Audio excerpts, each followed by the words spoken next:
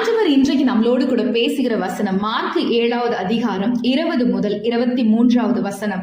மனுஷனுக்குள்ளே இருந்து புறப்படுகிறதே மனுஷனை தீட்டுப்படுத்தும். எப்படி எனில் மனுஷருடைய இருதயத்திற்குள் இருந்து பொல்லாத சிந்தனைகளும் விபச்சாரங்களும் வேசித்தனங்களும் கொலை பாதகங்களும் களவுகளும் பொருளாசைகளும் தூஷ்டத்தனங்களும் கபடும் காம விகாரமும் வன்கண்ணும் தூஷணமும் பெருமையும் மதிகேடும் புறப்பட்டு வரும். பொல்லாங்கானவைகளாகிய இவைகள் எல்லாம் உள்ளத்தில் இருந்து புறப்பட்டு மனுஷனை தீட்டுப்படுத்தும் என்றார்.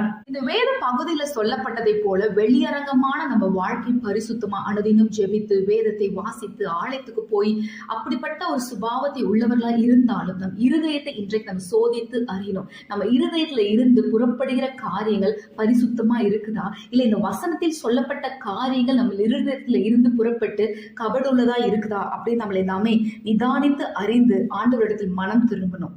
ஆமென்.